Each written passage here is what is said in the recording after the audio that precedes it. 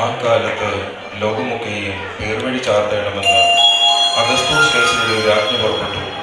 കൊർന്നേലിയോസ് സൂര്യ നാട് വാഴുമ്പോൾ ഈ ഒന്നാമത്തെ ചാർത്തലുണ്ടായി. എല്ലാവരും ചാർത്തപ്പെടേണ്ടതിന് താന്താന്റെ പട്ടണത്തിലേക്ക് യാത്രയായി. അങ്ങനെ ജോസഫും ദാവീദിന്റെ ഗൃഹത്തിലും കുലത്തിലും ഉള്ളവനാകൊണ്ട് തനിക്ക് വിവാഹം നിശ്ചയിച്ചിരുന്ന മറിയ എന്ന ഗർഭിണിയായ ഭാര്യയോടും കൂടെ ചാർത്തപ്പെടേണ്ടതിന് ഗലീലയിലെ നസറേത്ത് പട്ടണം വിട്ട് യഹൂദിയിൽ ബേത്ലഹേം എന്ന ദാവീദിൻ പട്ടണത്തിലേക്ക് പോയി. അവർ അവിടെ ഇരിക്കുമ്പോൾ അവൾക്ക് പ്രസവത്തിനുള്ള കാലം തികഞ്ഞു. അവൾ ആദ്യജാതനായ മകനെ പ്രസവിച്ചു. ശീലകൾ ചുറ്റി വഴിയമ്പലത്തിൽ അവർക്ക് സ്ഥലമില്ലായതിനാൽ പശുത്തൊട്ടിയിൽ കിടത്തി.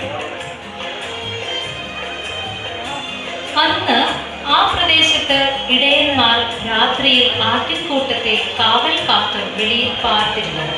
അപ്പോൾ കർത്താവിന്റെ ഒരു ദൂതൻ അവരുടെ അരികെ നിന്നു. കർത്താവിന്റെ തേജസ് അവരെ ചുറ്റിനിന്നു. അവർ ഭയപരവശരായി തീർന്നു.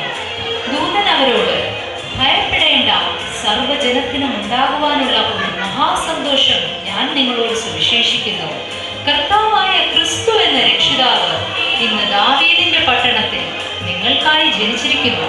നിങ്ങൾക്ക് അടയാളമോ? ശീലകൾ ചുറ്റി പശുത്തൊട്ടിയിൽ കിടക്കുന്ന ഒരു ശിശുവിനെ നിങ്ങൾ കാണും പറഞ്ഞു. പെട്ടെന്ന് സ്വർഗീയ സൈന്യത്തിന്റെ ഒരു സംഘം ദൂതനോട് ചേർന്ന് പുകഴ്ത്തി, അത്യുന്നതങ്ങളിൽ ദൈവത്തിന് മഹത്വം, ഭൂമിയിൽ ദൈവപ്രസാദമുള്ള മനുഷ്യർക്ക് സമാധാനം. ദൂതന്മാർ അവരെ വിട്ട് ഇടയന്മാർ നാം ബേത്ലഹേമോളം ചെന്ന് കർത്താവ് നമ്മോട് അറിയിച്ച ഈ സംഭവം കാണണം എന്ന് അവർ ബന്ധപ്പെട്ട് ചെന്ന് മറിയയെയും ജോസഫിനെയും പശുത്തൊട്ടിയിൽ കിടക്കുന്ന ശിശുവിനെയും കണ്ടു. ശേഷം ഈ പൈതലിനെ കുറിച്ച് തങ്ങളോട് പറഞ്ഞ വാക്ക് അറിയിച്ചു.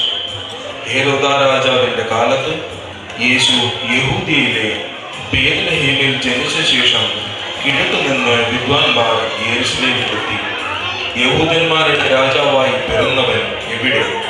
ഞങ്ങൾ അവന്റെ നക്ഷത്രം കിഴക്ക് കണ്ട് അവനെ നമസ്കരിപ്പാൻ വന്നിരിക്കുന്നു എന്ന് പറഞ്ഞു. അവർ ചെന്ന് കിഴക്ക് കണ്ട നക്ഷത്രം ശിശു ഇരിക്കുന്ന സ്ഥലത്തിനു മീതെ വന്നു നിൽക്കുവോളം അവർക്ക് മുൻപായി പോയിക്കൊണ്ടിരുന്നു. നക്ഷത്രം കണ്ടതുകൊണ്ട് അവർ അത്യന്തം സന്തോഷിച്ചു. ആ വീട്ടിൽ ചെന്നു ശിശുവിനെ അമ്മയായ മറിയയോട് കൂടെ കണ്ടു, വീണു, അവനെ നമസ്കരിച്ചു. നിക്ഷേപപാത്രങ്ങളെ തുറന്നു അവന് പൊന്നും കുന്തിരിക്കവും മോരും കാഴ്ചവെച്ചു.